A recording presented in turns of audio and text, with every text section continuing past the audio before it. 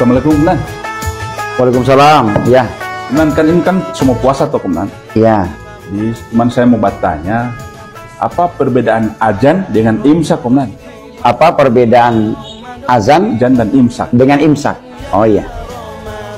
Ketika saat ini kita sebentar lagi insya Allah bertemu dengan bulan Ramadan, imsak itu adalah dalam bahasa ketika kita buka di dalam kitab-kitab fikih, ya, as-saumu wasiyamu al-lughatul imsak. Jadi bahasa lain daripada puasa itu adalah imsak.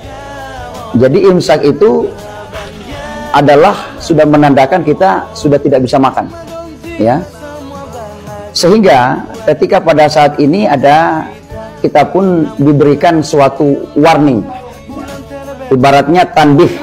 Tanbih itu adalah peringatan. Nah, ketika untuk membedakan antara waktu batas kita makan dan tidak bisa lagi kita minum, yaitu adalah menunjukkan waktu azan. Ketika waktu azan berkumandang, maka itulah batas bahwa kita tidak bisa makan dan minum.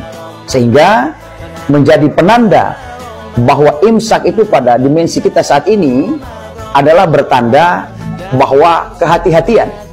Lebih baik ketika ada tanda imsak itu segera finishkan segala sesuatunya. Apakah dia makan, finishkan, minum, cukup.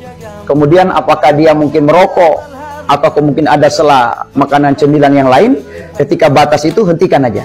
Jangan sampai tiba-tiba azan, akhirnya dia kebablasan dan bisa berdampak pada puasanya. Saya kira itu. Apakah pada zaman dahulu itu, pada saat zaman Rasulullah, azan ada yang makan? Masih ada yang makan, man? Ya, terkait pada zaman dahulu itu pernah terjadi ketika sahabat masih sementara melakukan makan sahur, itu tiba-tiba Bilal azan, Allahu Akbar, Allahu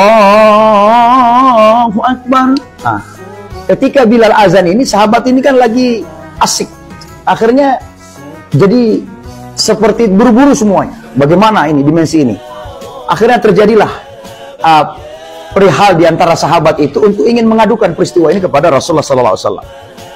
Wahai Rasulullah, apakah bisa di antara kami makan sahur ini ketika sebelum azan berkumandang, apakah bisa ada peringatan yang saya sampaikan tadi, tanbihun. Tanbih adalah peringatan, warning, kehati-hatian untuk agar kita tidak kebablasan dengan sahur tadi.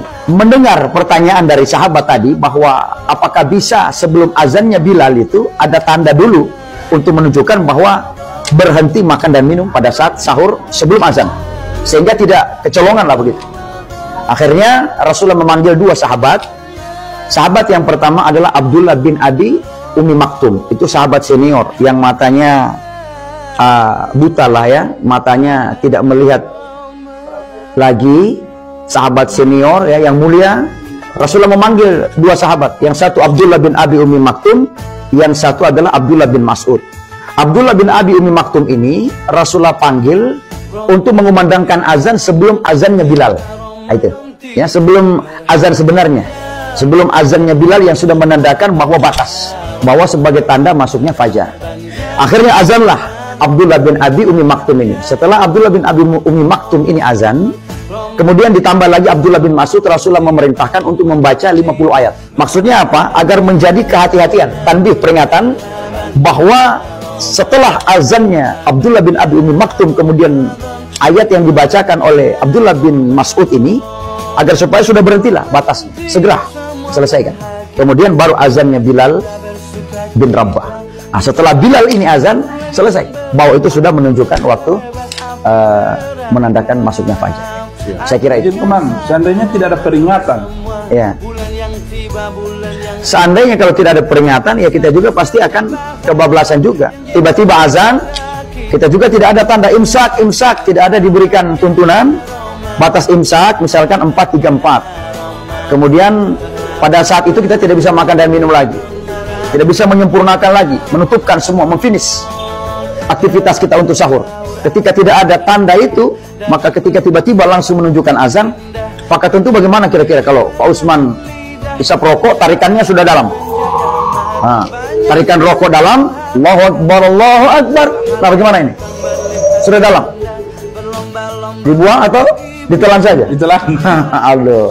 Dan tentu jangan berpatokan nanti selesai azan. Ada yang mengatakan saya nanti tunggu selesai azan baru selesai makan. Nah kalau masjid ini satu azannya baru mulai, masjid sebelah azannya baru mulai, masjid sebelah baru mulai. Nah sampai kapan selesainya? Ketika sudah ada azan berkumandang, pada saat itu hentikan batas makan dan minum di waktu sahur. Siap. Saya kira demikian. Terima kasih. Assalamualaikum warahmatullahi wabarakatuh. Waalaikumsalam.